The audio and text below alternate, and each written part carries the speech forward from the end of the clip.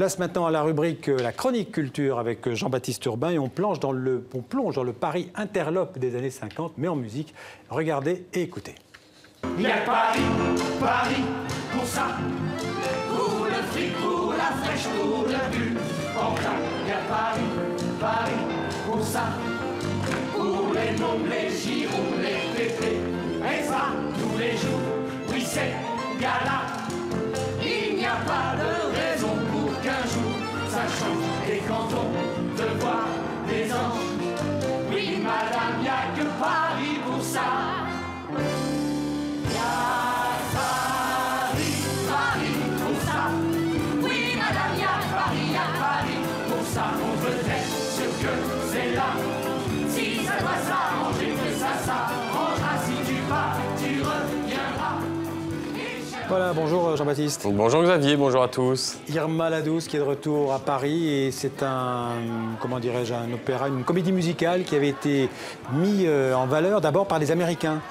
Non, vous vous trompez, c'est en fait d'abord une comédie musicale qui a été adaptée ensuite au cinéma par Billy Wilder en 1963 avec Shirley MacLaine, mais c'est d'abord une comédie musicale française, monsieur, de 1956, avec dans la création Colette Renard et Michel Roux.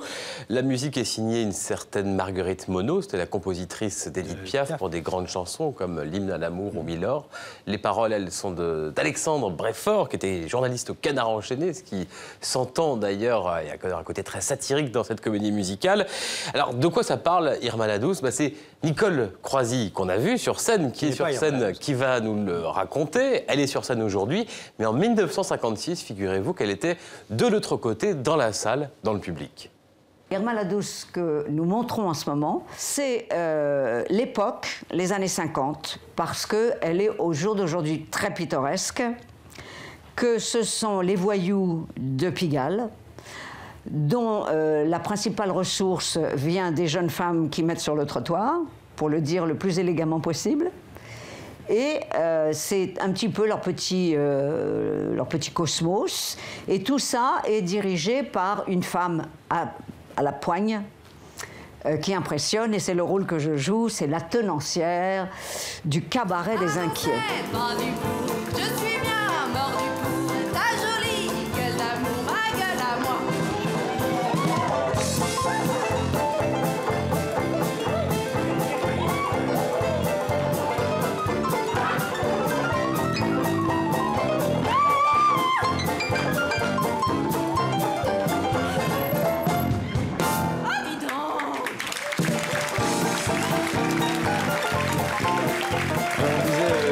Les années 50, ça n'a pas un peu vieilli, c'est encore... Je ne sais pas, qu'est-ce que vous en pensez sur cet extrait? Ça a l'air assez vivant, ça a l'air assez moderne, je ne sais pas, mais... On peut craindre au début le côté un peu désuet de la chose, mais en fait, cette histoire d'amour, qui est finalement donc une histoire d'amour entre un Mac et une fille de joie qui va tourner mal, cette histoire d'amour va totalement partir en vrille. On se demande même, dans la seconde partie de ce spectacle, à quoi ont tourné les auteurs, s'ils n'ont pas pris des substances hallucinogènes. C'est vraiment autre chose que la comédie musicale américaine, c'est héritier de l'opérette dans la musique, très drôle, et mené absolument tambour battant par cette mère maquerelle de 78 ans, qu'est Nicole Croisy, d'une énergie folle, communicative. Nicole Croisy qui, en fait, ne fait que revenir, figurez-vous, à ses toutes premières amours. La comédie musicale, c'était ce que je voulais faire quand j'avais 13-14 ans. Donc, c'est formidable. J'aurais fait tout un chemin dans la chanson que je n'avais pas du tout envisagé, donc qui s'est imposé petit à petit. J'ai quand même insisté pendant un certain temps. Et puis là, je me retrouve, soit je choisis des pièces de théâtre si on me les propose, soit quand cette comédie musicale elle est arrivée, c'est Nicolas Briançon qui m'a appelée, mais j'étais aux anges. On avait tous envie d'en faire partie parce qu'on trouve que c'est une œuvre qu'il faut remettre à la portée du public. Ne pas oublier que ça a été écrit dans les années, ça a été créé en 56. 1956. Merci kilo, palo, je suis le mec boulot. Déshonoré, je suis chambré par les écœurés, par les tricards qui disent à l'écart, figue à la raspaille, pour me charrier que je serai médaillé bientôt du travail. Quand je pense à ça, je peux même pas faire du Rebecca. Ils ont raison, je suis trop bon d'aller au charbon. Pour pourtant j'y vais et mon parc est fait. Vite fait, je remets ça comme un vrai nave. Je ne suis plus qu'un cave, le cave à Irma. Laurent Deutsch, qui est également à l'affiche de cette Irma la Douce à Paris au Théâtre Saint-Martin. Et si vous nous regardez à l'autre bout du monde, je ne sais pas, par exemple aux États-Unis, à New York, que vous ne maîtrisez pas forcément le français, mais que vous avez envie d'aller voir ce spectacle à Paris, bah, sachez qu'il y a une bonne idée, comme dans certains théâtres parisiens, c'est surtitré en anglais, donc on peut tout comprendre, même quand on ne maîtrise pas parfaitement notre belle langue. Super, et à propos de New York, eh bien, le chanteur belge Stromae a fait un tabac hier soir à New York. Oui, c'était au prestigieux Madison Square Garden, sans doute la plus célèbre des salles de concert au monde.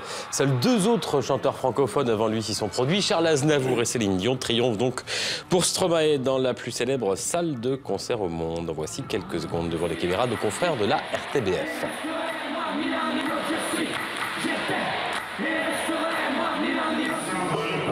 Voilà, un concert qui a enthousiasmé les spectateurs. Voici 3 choisis au hasard, ou presque.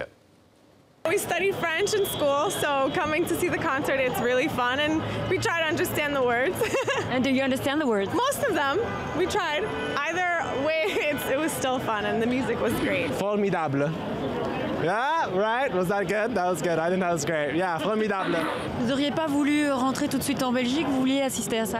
J'ai d'autres réunions en cœur dans les prochains jours, et donc cette soirée, elle était marquée comme étant totalement réservée pour ce concert, parce que je pense que je devais être là. Et je suis fier de la Belgique, je suis fier de nos talents. Ah, donc le Premier ministre belge parmi les spectateurs. En personne.